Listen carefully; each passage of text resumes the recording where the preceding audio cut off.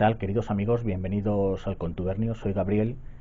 Bien, os he de confesar que llegadas estas fechas, durante todo el año también, pero en estas fechas en particular, siempre se despierta a mí el interés por la figura que el mundo cristiano conmemora en estos días. Aparte de la Navidad, ya sabéis, es que no es la Semana Santa, que no es otro que Jesús el Nazareno, Jesús de Nazaret, el Mesías para los cristianos. Y el otro día, pues dando una vuelta por mi biblioteca, me encontré con un libro que compré hace bastante tiempo, lo leí con muchísimo interés, que no es otro, esperar que lo cojo y os lo muestro.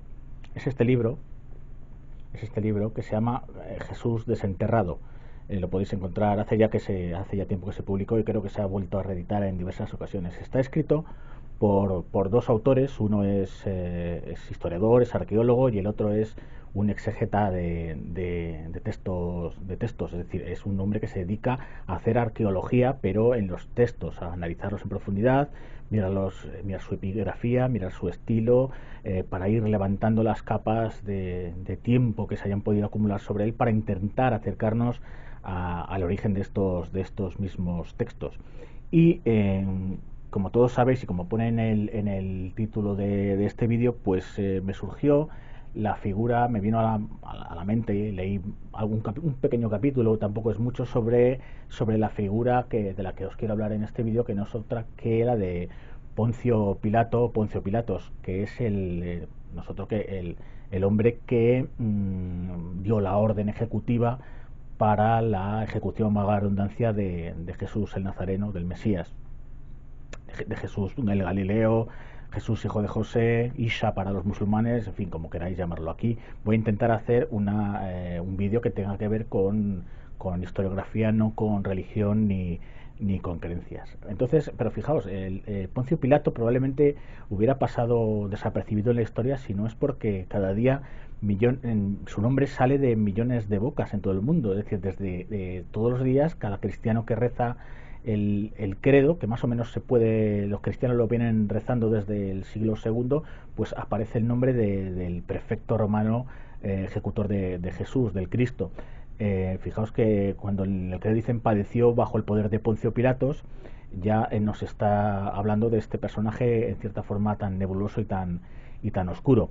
Pero fijaos que de Pilato sabemos muy poco, de Jesús tampoco sabemos mucho, pero el cristianismo, al nombrar en su credo a Poncio Pilatos, lo que intenta es arraigar, intenta anclar, ¿verdad?, el mensaje evangélico al Jesús en la historia, en este caso en la historia del Imperio Romano. Pero realmente, ¿qué sabemos de Poncio Pilatos? Sabemos muy poco. De su infancia y de su juventud no sabemos nada. Empezamos a conocer de él a partir de que es nombrado prefecto en Judea, y ocupa su cargo entre el año 26 y el año 36 después de Cristo, lógicamente, según el calendario cristiano. Allá por el año 750 y tanto, no recuerdo, desde la fundación de Roma, que era como los romanos establecían su calendario. También lo utilizaban nombrando los pares de cónsules, en fin, pero bueno, entraríamos ya en cuestiones historiográficas que no vienen al cuento. Sabemos efectivamente que es el quinto prefecto de Judea. Judea era territorio que había sido ocupado por Roma y bueno, ya sabemos que a veces se dice que es prefecto, otras veces lo llaman gobernador, otras veces dicen el procurador. Eso tiene que ver con las diferentes designaciones que se hacía de estas personas que colocaba el imperio a lo largo de su territorio. Pero parece que hasta Claudio, hasta el imperio de Claudio, se utiliza el nombre de prefecto. El prefecto era una figura que no solo tenía poder para recaudar impuestos, sino que también tenía poder ejecutivo en cuanto a la movilidad y de las tropas, de las cohortes, de las legiones, y también tenía la capacidad de administrar justicia. De ahí que Pilatos sea el que administra, imparte justicia en el juicio a Jesús el Nazareno. Realmente sus orígenes no sabemos nada. Aquí tengo otro libro de Giovanni Papini, que es un autor que en principio era ateo, pero que luego se convirtió en un ferviente católico y un gran defensor. Escribe un libro que se llama La historia de Cristo, y que evidentemente es militante, es un católico militante, y lo que hace es defender la figura de Jesús, y por tanto, pues tal como nos describe a Poncio Pilato, pues vamos a entender que no lo ponga de una forma muy simpática. Aquí Papini nos dice que los orígenes de Pilatos pueden ser de un liberto, porque según Papini la palabra Pilato puede venir de Pileum, que es el nombre del sombrero que utilizaban, con el que se identificaba a los esclavos que habían sido liberados, a los llamados libertos. Otros autores más recientes, otros estudiosos, nos dicen que Pilato podía, por su nombre, Pontius, podía venir de la familia de los Poncios, que era la gens Poncio llamada, que pertenecían al orden ecuestre. Esto es una especie algo así como sería la hidalguía en la nobleza española del Renacimiento, del Barroco, es decir, una nobleza media-baja. Por tanto, era un hombre que estaba obligado a hacer carrera militar, no era totalmente diferente a lo que era la gran nobleza, la nobleza alta, la llamada nobleza senatorial. Entonces, sobre Pilatos vamos a encontrar dos tipos de fuentes nada más: las fuentes escritas y una sola fuente arqueológica, pero que es muy curiosa. La fuente arqueológica es un grandísimo bloque de piedra caliza, que fue descubierta en una misión arqueológica italiana en el año 1961. Se descubrió en lo que era la capital administrativa romana de Judea, que, ojo, no era Jerusalén, era una colonia llamada Cesarea Marítima. Allí encontramos, en 1961 se encuentra una piedra con una inscripción donde aparece el nombre de Tiberio y también aparece el nombre de Poncio Pilato. Parece que la piedra, hay dos teorías. Una teoría nos dice, según los arqueólogos, que la piedra era parte de un anfiteatro que el propio Pilato había mandado reconstruir, y la otra versión nos dice que es una piedra de un Tiberieum, esto es, de un templo dedicado al propio Tiberio. Podemos ver que los prefectos le hacían un poco la pelota al emperador. Era una forma también de asentar sobre el territorio la religión romana y la presunta divinidad de los emperadores. Esta, insisto, es hoy está en el museo, es el único vestigio arqueológico que tenemos. Hoy está en el Museo de Jerusalén, donde lo podéis ver. Pero fijaos que hasta 1961 solo teníamos las fuentes escritas. ¿Y cuáles son las fuentes escritas? Bien, hay varios autores. Unos que son de lo que yo llamo de primera mano, que son fuentes primarias, y luego os nombraré un par de autores, que es lo que llamamos los historiadores fuentes secundarias, o, como digo yo, de segunda mano. El primer autor en el que se hace mención a Poncio Pilatos es Filón de Alejandría, también llamado Filón el Judío, que es, como el propio nombre dice, es un autor judío que vive en torno al 15. Las fechas no son, en la historia antigua las fechas, ¿verdad?, siempre son lo que ponemos una C los historiadores, que significa circa, es decir, más o menos cerca de. Pues Filón vive más o menos entre el año 15 antes de Cristo y el año 45 después de Jesucristo. Poncio Pilatos aparece nombrado en una obra que se llama Legatio ad Caius, que significa algo así como la embajada a Cayo, que el texto se basa básicamente en una serie nos narra una de las embajadas que hacen la gente de provincias a Roma, pues para mostrar las quejas al emperador por la administración imperial, o incluso para pedirle algún tipo de prebenda, algún tipo de gracia al emperador. Y nos cuenta una historia bastante interesante. Aquí ya se ve, lógicamente, Filón es un hombre que está contra la dominación romana, por tanto nos va a dar una serie de pinceladas de Poncio Pilato, pues que no son muy simpáticas. Y nos habla de una historia bastante peculiar. Nos dice que en un momento dado, cuando Pilatos vivía en Cesarea Marítima y de vez en cuando se trasladaba a Jerusalén, pero para él, Pilatos es un hombre que aborrecía del pueblo judío, de su religión, realmente los despreciaba, decía que era un pueblo semisalvaje, que era unos desarrapados, que era una gente absolutamente que estaba por civilizar, con unas costumbres ancestrales que él rechazaba profundamente. Él los rechaza totalmente, y además en el carácter de Pilato parece que estaba la provocación. No solo lo rechazaba, sino que además le gustaba provocar provocar sobre todo a las altas instancias del judaísmo, como eran, por ejemplo, los sumos sacerdotes del Sanedrín, del templo.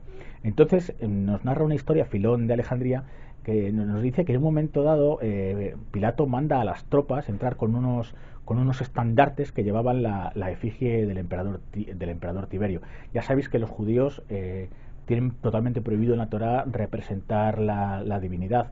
Por tanto, ponen el grito en el cielo, se rasgan las vestiduras, acusan de blasfemia a Pilato y poco menos que se rebelan contra Pilato en turbas callejeras. Y en este caso, el propio Pilatos, al ver cómo había tocado la moral a los judíos, sobre todo al Sanedrín, que es a su vez el que moviliza a toda la población, la élite siempre moviliza a la población, en este caso también, pues acaba cediendo y coge los famosos estandartes y los traslada de nuevo a Cesarea Marítima, con lo que se calman las protestas.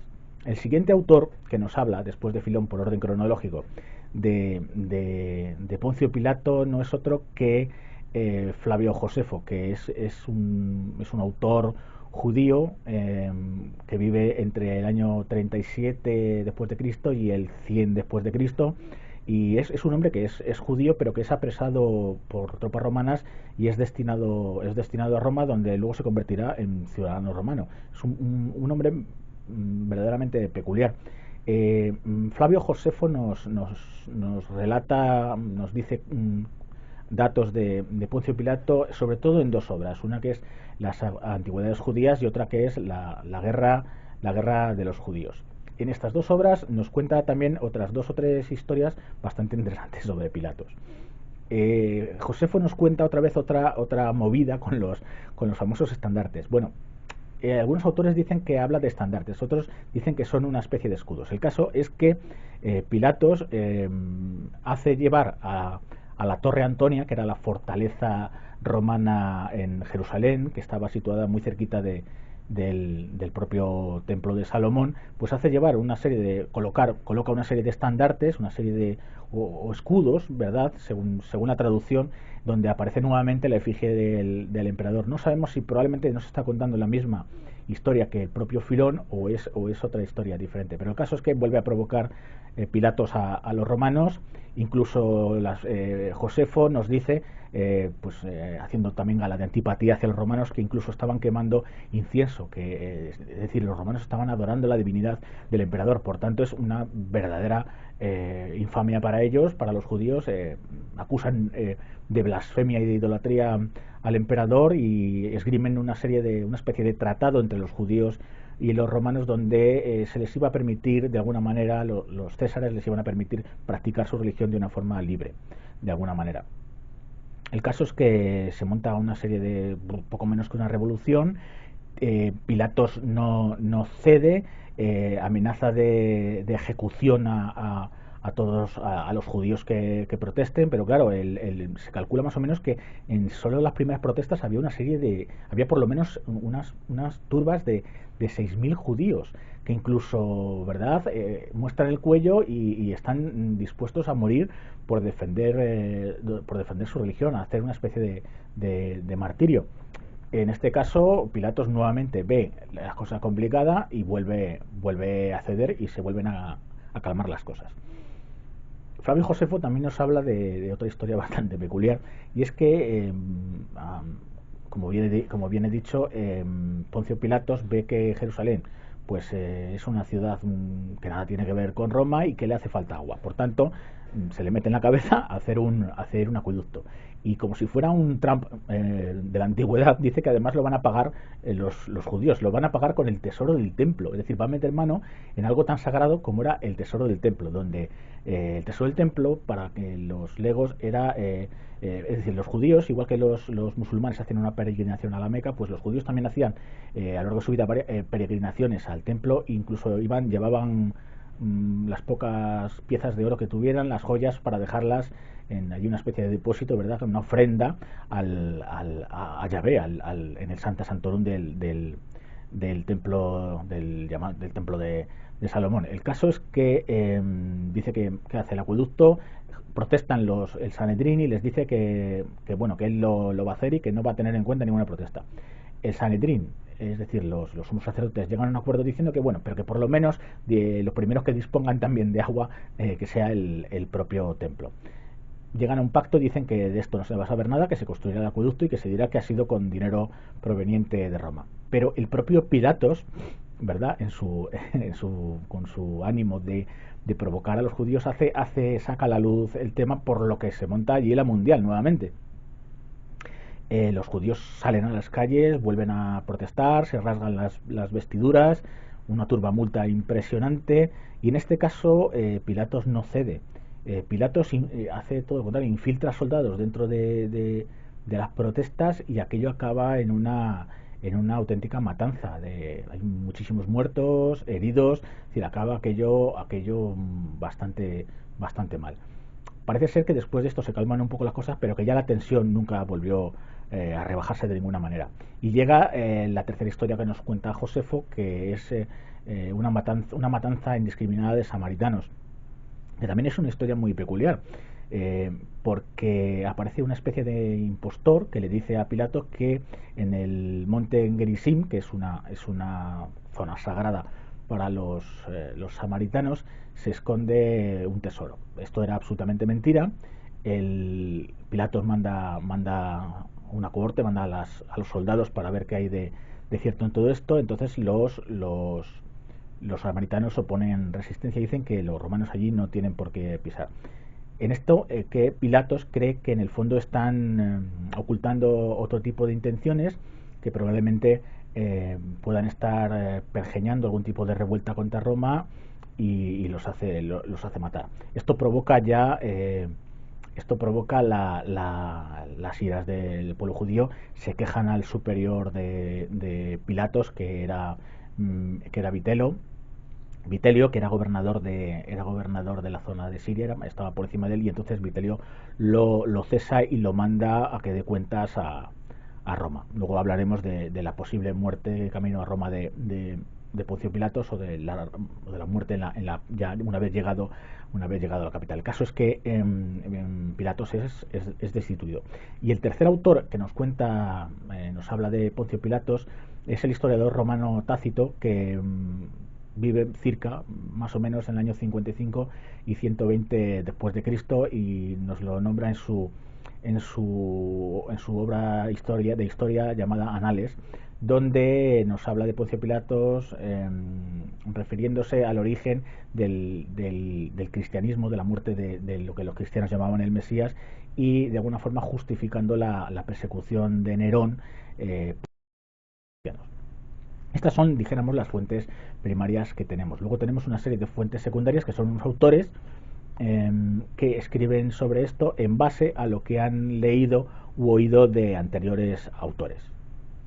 El primero que encontramos es Justino Mártir, que vive y escribe en el siglo II después de Cristo, y que nos habla de unas presuntas actas de Poncio Pilato. Esto es, nos habla de un corpus de documentos donde presuntamente se narraba el proceso judicial que se sigue a Jesús el Galileo, y que, bueno, parece un círculo en la época de los inicios del cristianismo, los primeros siglos del cristianismo, pero que no podemos decir, no han llegado hasta nosotros.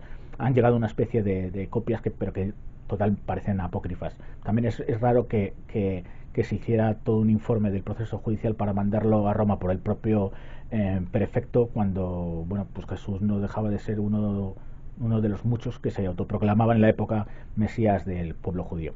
El siguiente autor, también, que digo yo de segunda mano, que nos habla de Jesús a través de estas actas de Poncio Pilato, es Tertuliano, que escribe su obra Apologeticus en el año 197 después de Cristo, más o menos, y como digo, se basa en estas presuntas actas del juicio, las actas de Poncio Pilato sobre el juicio seguido a Jesús de Nazaret.